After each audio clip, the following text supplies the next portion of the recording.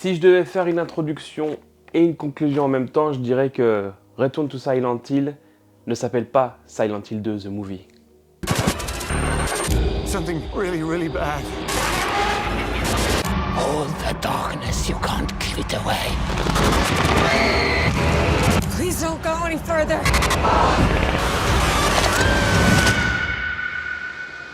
You don't know what kind of hell you have to face. Bonjour à toutes et à tous et bienvenue sur la chaîne de Flo Hazard pour une nouvelle vidéo. Et une vidéo un petit peu particulière car aujourd'hui, contrairement à d'habitude, nous n'allons pas parler d'un film qui a été adapté en jeu vidéo, mais bien d'un jeu vidéo qui a été adapté d'un film. Et quel jeu vidéo, puisqu'il s'agit l'un des plus beaux chefs-d'œuvre du survival horror et un des grands chefs-d'œuvre du média jeu vidéo, il s'agit de Silent Hill 2. Mais pour nous resituer un petit peu en contexte, revenons en arrière en 2006 où Silent Hill, la licence, la franchise culte de Konami, fait l'objet d'une première adaptation au cinéma avec le premier Silent Hill réalisé par Christophe Gans qui aura réalisé des films connus comme Crying Freeman ou Le Pacte des Loups. Un film qui, à l'époque, n'a pas fait un grand succès commercial parce que peut-être un peu trop de niche et une horreur peut-être un peu, comment dire, subtile au cinéma à cette époque-là, mais un film qui a eu un gros succès critique parce qu'il avait sa propre identité, il avait sa propre âme, il avait un parti pris visuel très proche du jeu, mais du coup très réussi. Christophe Gans, en grand fan du jeu vidéo, avait réussi à saisir ce qu'était Silent Hill. Et moi, c'est un film que j'adore, je considère, et c'est pas compliqué aujourd'hui, je considère que c'est l'une des meilleures, si ce n'est la meilleure adaptation d'un jeu vidéo au cinéma. Bien sûr, ça c'est un exercice extrêmement difficile. On a eu beaucoup de films comme ça qui sont tirés de jeux vidéo qui sont très mauvais, voire très moyens. Dernièrement, les films Mario du studio Illumination s'en tirent bien, mais ils ont vraiment ce côté fantaisiste assumé, grand public, ça aide pas mal. Mais voilà, on va pas parler de la saga Resident Evil, on n'est pas venu ici pour se fâcher. Mais Silent Hill, c'était un peu cette lumière dans les ténèbres. C'était vraiment un film à part qui avait sa propre identité, mais qui était adapté d'un jeu, mais qui était très réussi et qui en plus était un très bon film d'horreur avec des scènes un petit peu qui font froid dans le dos, quoi. Et juste après, quelques années après, machine commerciale oblige, la saga qui était encore populaire à ce moment-là, ils enchaînent avec un second film en 3D s'il vous plaît, Silent Hill Revelation, sans Christophe Gans, et ça se sent parce que artistiquement le film n'a rien à voir, et c'est une merde. C'est une merde. Et depuis, voilà, il s'est passé ce qui s'est passé dans l'industrie du jeu vidéo. Konami est devenu de plus en plus discret au point de se retirer de l'industrie du jeu vidéo pour faire des pachinko, des remasters, remakes et compagnie, et Silent Hill est un peu tombé dans l'oubli. Mais depuis l'année 2024, il me semble que c'est bien en 2024-2025, Konami revient sur le devant de la scène dans l'industrie du jeu vidéo avec des remakes aujourd'hui salués, ceux de Metal Gear Solid 3, Metal Gear Solid Delta, et le sujet qui nous intéresse aujourd'hui, Silent Hill 2 Remake, qui est venu redonner un coup de manivelle dans la machine et qui a eu un grand succès parce que si vous suivez ma chaîne, j'en ai parlé il n'y a pas si longtemps en vidéo, personnellement, j'ai trouvé que le remake était de qualité sans dénaturer l'œuvre de base.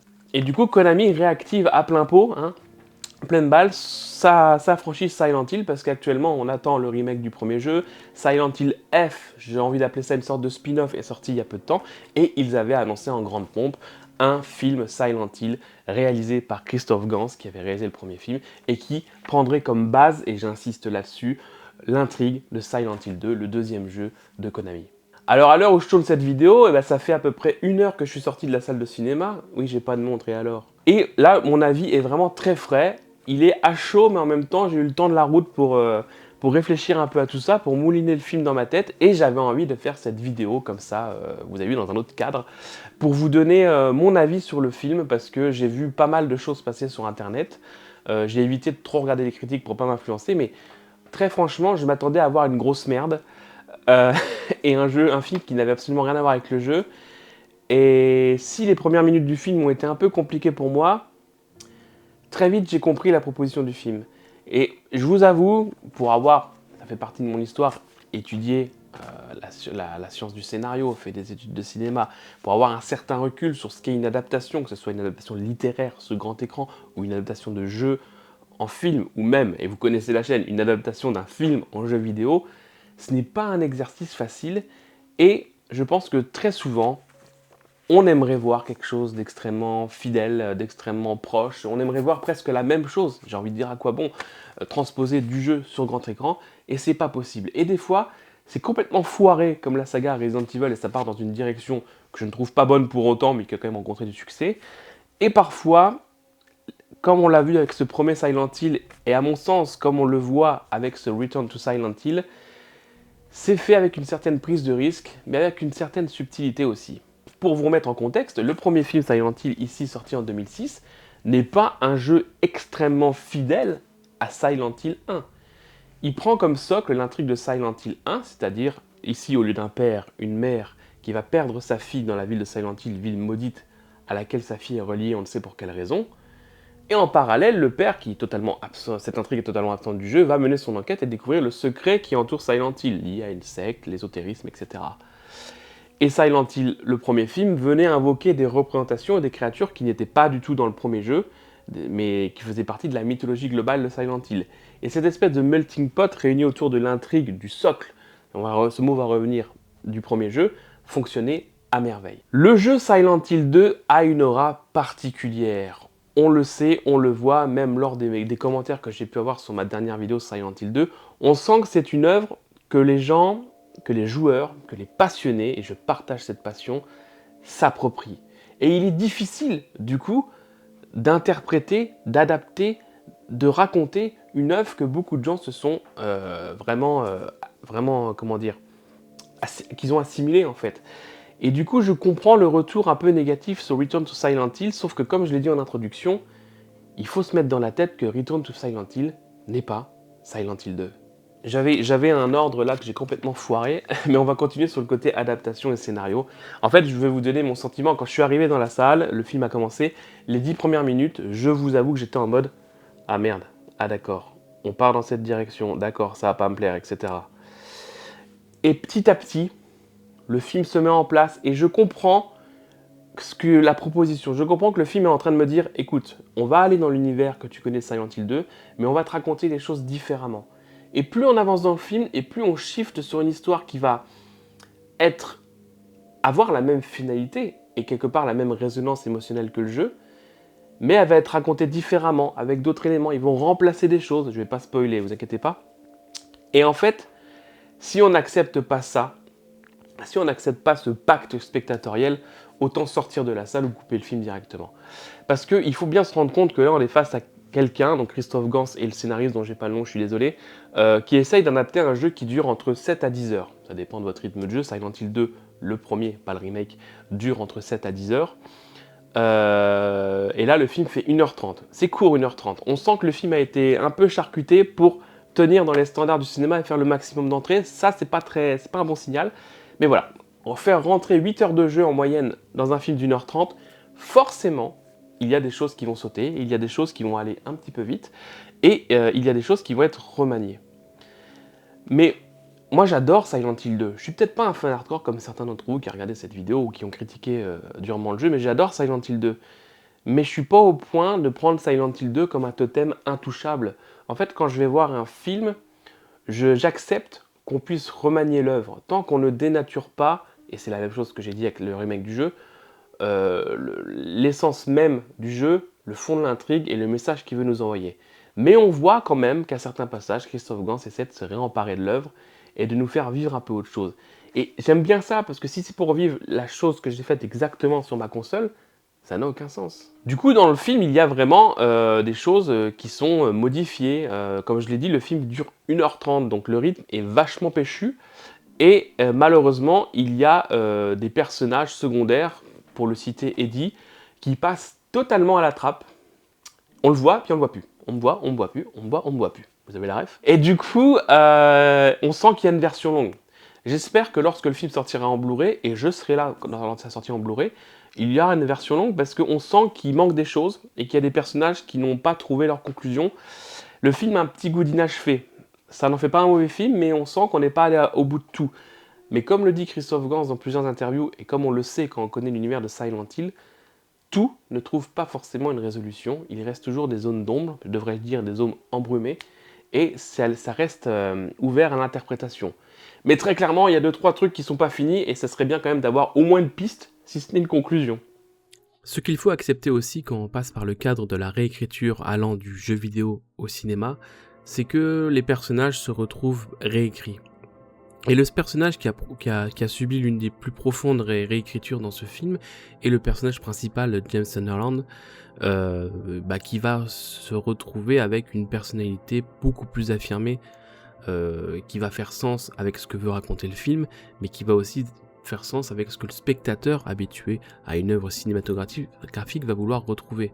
Par exemple, dans le jeu Silent Hill 2, le personnage de James Sunderland est très fade, très vide, très creux.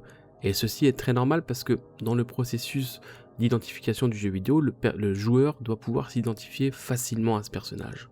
On peut imaginer sa vie, on peut imaginer sa vie en corrélation avec la nôtre, on peut juste ne pas imaginer sa vie et suivre son périple, mais ce n'est pas très grave si James n'a pas une profonde écriture parce que ce qui importe, c'est plutôt son passif avec Marie et ses actions.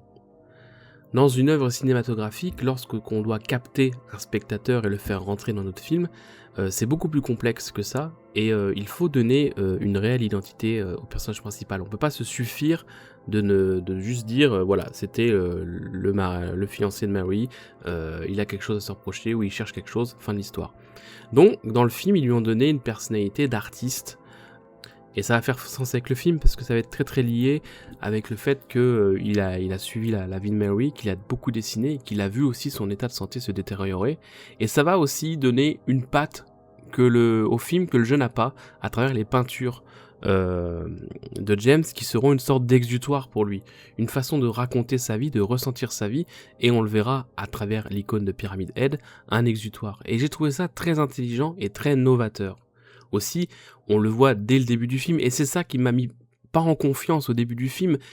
Il a une allure de mec un peu rebelle. Au début, dans sa bagnole, il se fait un joint.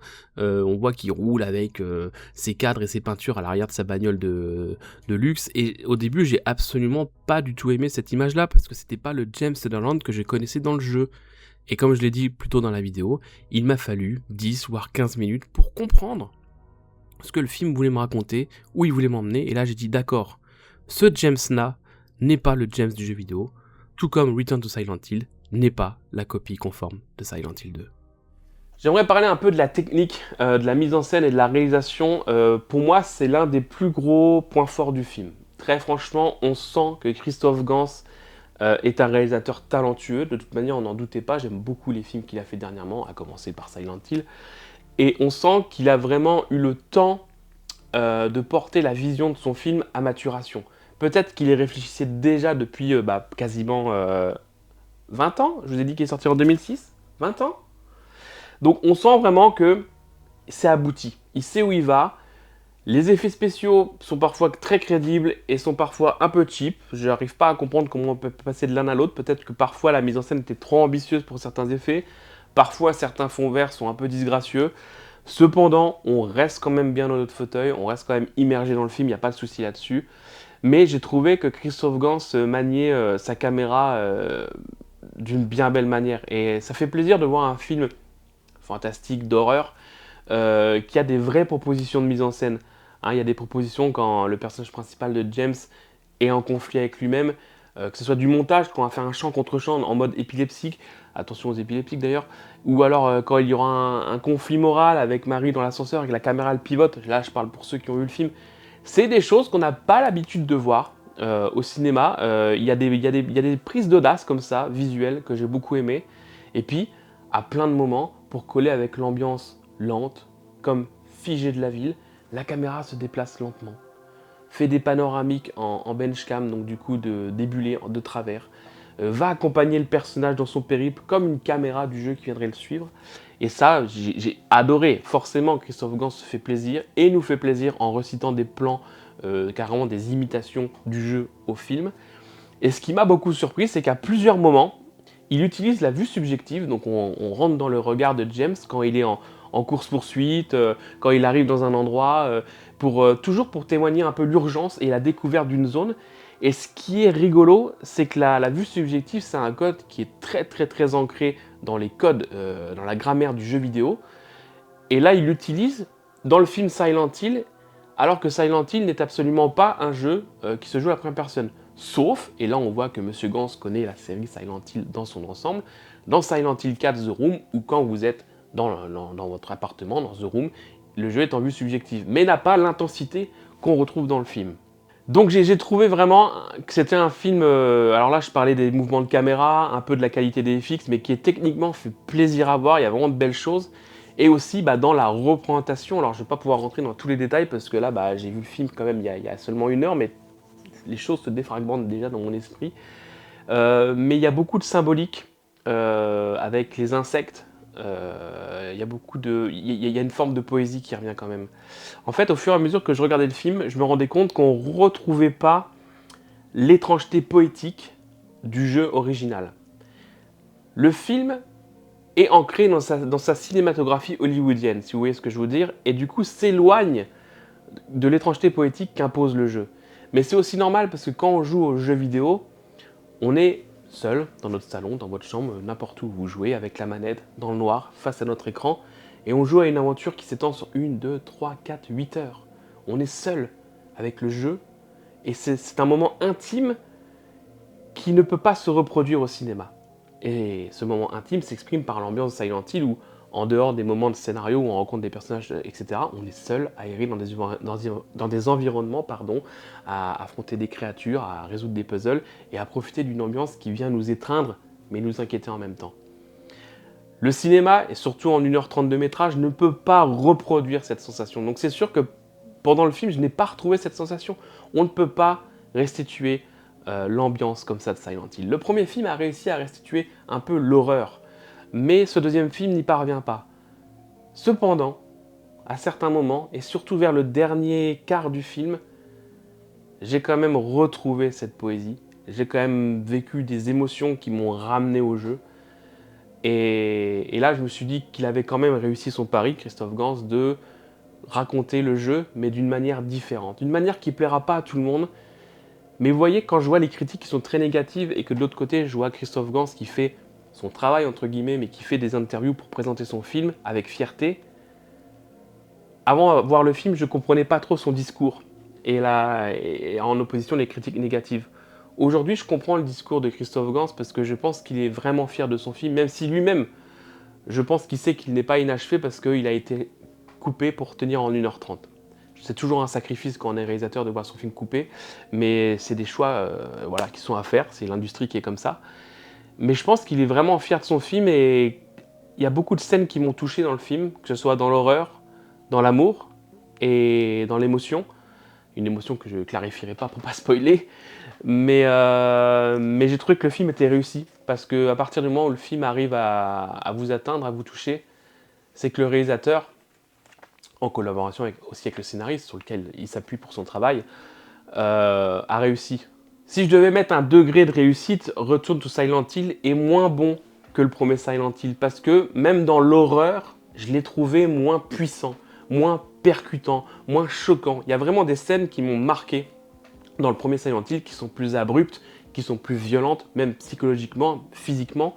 Et Return to Silent Hill a du mal à aller aussi loin. Peut-être que le film devait être un peu plus grand public, parce que c'est vrai que les moments de violence sont un peu plus rares. Peut-être que ce film ne nécessitait pas d'avoir la même violence que le premier film. Parce que, quand on y réfléchit, même Silent Hill 2, le jeu vidéo n'est pas violent viscéralement. C'est violent psychologique, il y a des scènes très dérangeantes. Et d'ailleurs, dans ce qui est le plus dérangeant, là je vais éviter de spoiler, mais on va parler d'abus, tout simplement. Et on va retrouver ça. On va pas s'attarder dessus, mais on va quand même retrouver ces thématiques. Et j'avais peur qu'elles soient évacuées du film, parce que ce sont des thèmes qui sont assez graves et qui n'ont rien à faire peut-être dans un film d'horreur qui pourrait être destiné au grand public. Et pourtant, on retrouve quand même les thématiques les plus violentes psychologiquement dans le film et abordées d'une belle manière, parce qu'en plus, et là je vais revenir sur le scénario, comme quoi j'ai bien fait de prendre des notes parce que du coup je suis absolument pas ce que je suis en train de dire, je suis pas habitué à cet exercice. Le scénario a été remanié, alors là je vais spoiler, donc je mets une balise, je mets un timecode, spoiler alert, dans 3 secondes je spoil. 1, 2, 3. Dans Silent Hill, quand James arrive en ville, il rencontre plusieurs personnages. Angela, qui elle-même a son trauma, Laura, la petite fille qui va être liée à sa femme qui cherche Marie et qui va être un peu un guide pour James à certains moments. Le film amène autre chose, qui pour certaines personnes font du bruit, je le comprends, mais qui pour moi fait sens, c'est le côté secte de Silent Hill.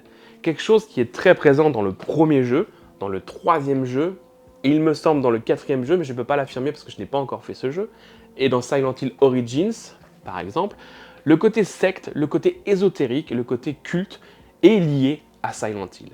Mais il est vrai que dans le jeu vidéo, Silent Hill 2 est un jeu un peu à part, qui ne parle absolument pas de ça.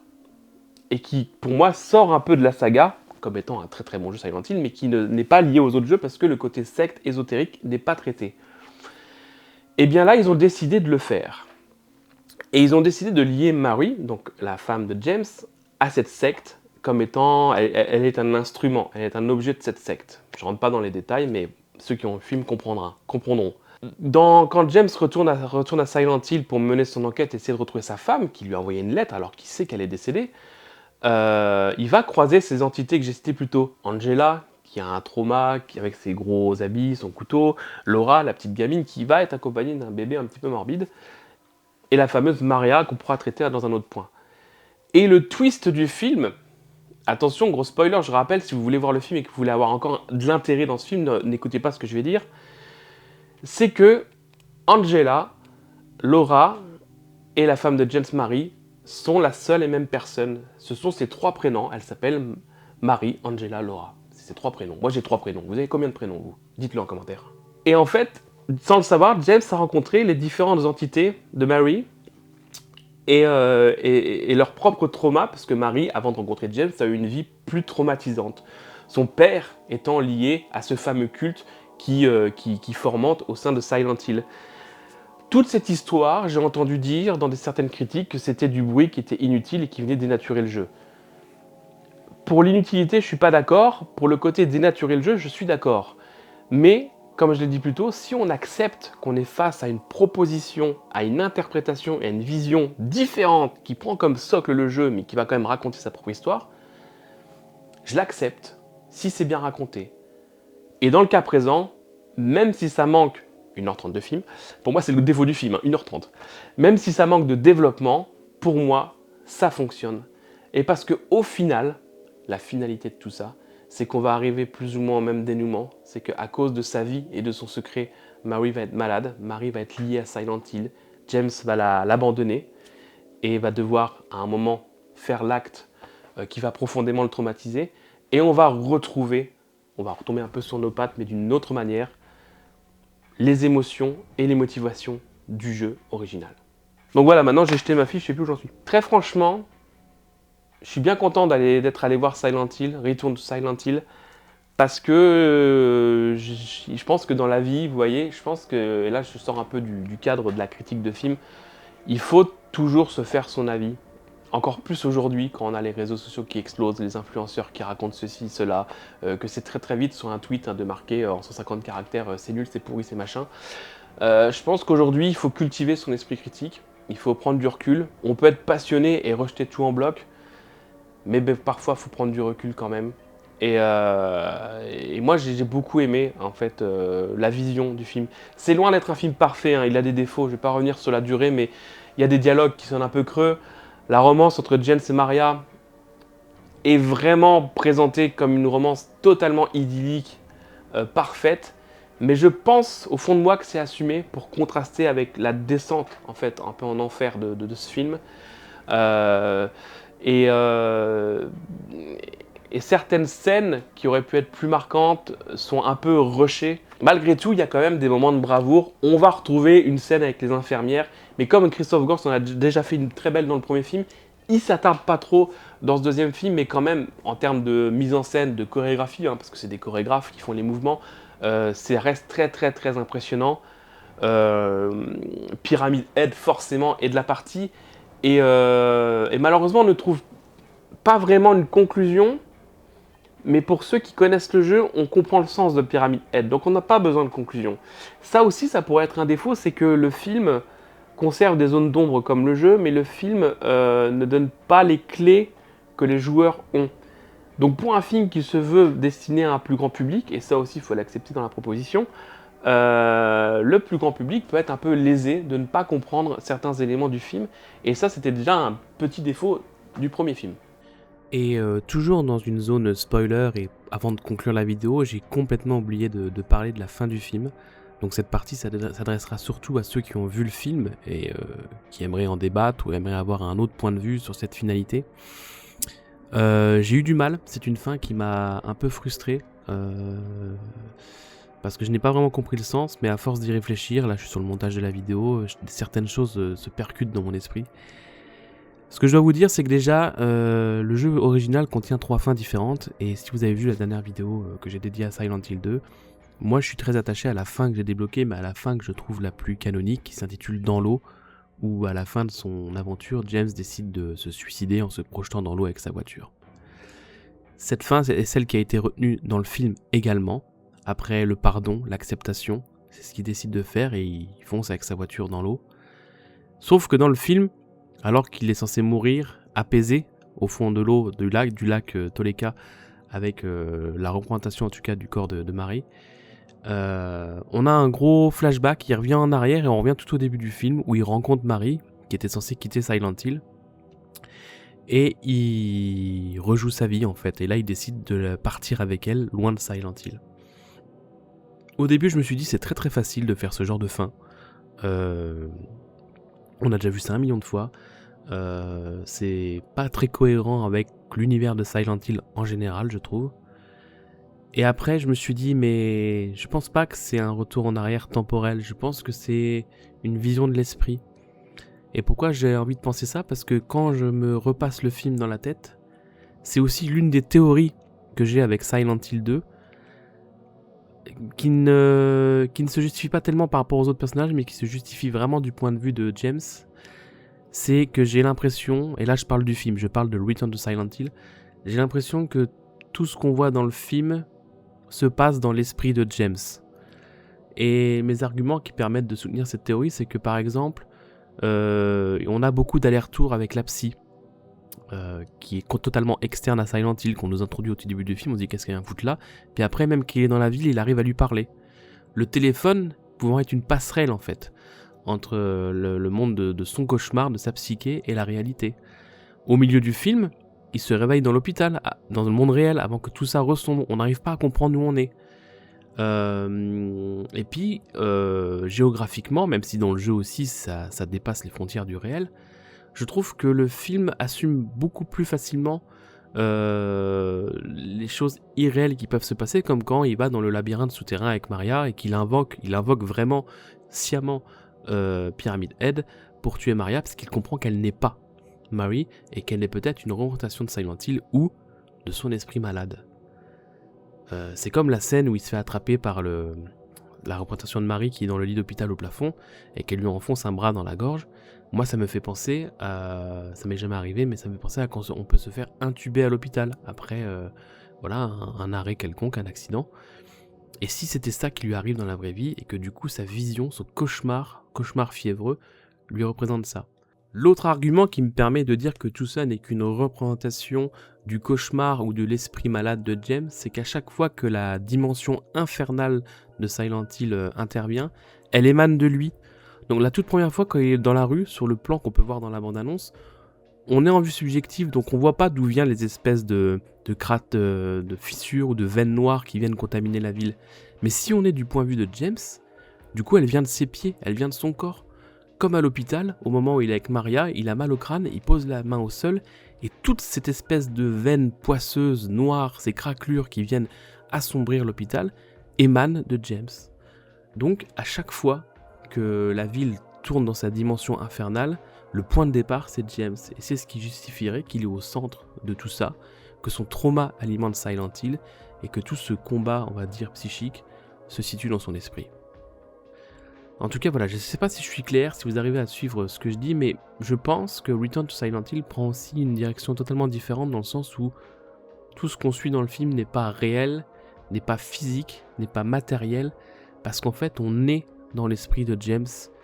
peut-être malade, interné, en sommeil, en coma, je ne sais pas. Peut-être il avait fait une tentative de suicide et que voilà, il est dans un coma, que sais-je. Mais qui se bat en fait contre sa culpabilité, contre ses souvenirs. Et ça justifie aussi le fait que les différentes représentations de Mary soient une seule et même personne. Du coup, j'aime beaucoup cette vision du film. Et comme je le disais plus tôt, et comme je le disais dans la dernière vidéo qu'on a dédiée à Silent Hill 2, c'est une interprétation. C'est la mienne, et elle me convient. Et je pense que d'autres spectateurs, d'autres joueurs ou d'autres passionnés en auront des différentes. Et d'un côté, je trouve ça génial. Tant que tout le monde respecte les visions des autres et qu'on s'amuse à alimenter notre passion autour de ce jeu, je trouve ça vraiment génial et je pense que c'est vraiment ce que Christophe Gans a voulu proposer avec ce film. Donc voilà, je suis un peu parti dans tous les sens, on va pas faire une vidéo trop longue, mais c'était vraiment un retour à chaud sur Return to Silent Hill, un film que j'ai aimé, même s'il reste en dessous du premier volet sorti en 2006, et un film qui me fait dire que Monsieur Gans, on a encore sous le capot, et qu'il a vraiment des choses à nous présenter, et qu'il aime profondément cet univers. Un univers qui, dans son adaptation cinématographique, se retrouve cloisonné dans un code qui n'est pas celui du jeu vidéo et qui du coup est obligé de prendre un autre chemin pour nous raconter son histoire, pour vulgariser certaines thématiques aussi. Le fait que la ville de Silent Hill tourne autour d'un espèce de culte ésotérique et soit lié à Maria et par extension à James, je pense que ça, c'est des codes scénaristiques qui peuvent plaire au grand public, qui peuvent parler et qui viennent apporter, c'est ça aussi qui est très important, quelque chose de compréhensible, quelque chose de cohérent, là où le jeu est lui très nébuleux, très stérile, très abstrait. Et l'abstraction au cinéma, ça fonctionne pas vraiment. Et pour conclure, je dirais que Return to Silent Hill, réalisé par Christophe Gans en association avec Konami, n'est pas une adaptation très fidèle à Silent Hill 2, mais n'en reste pas moins un bon film dans l'univers de Silent Hill. Merci de m'avoir regardé. Comme d'habitude, n'hésitez pas à laisser un pouce, un commentaire, à partager la vidéo. Et je vous dis à très bientôt pour une prochaine vidéo.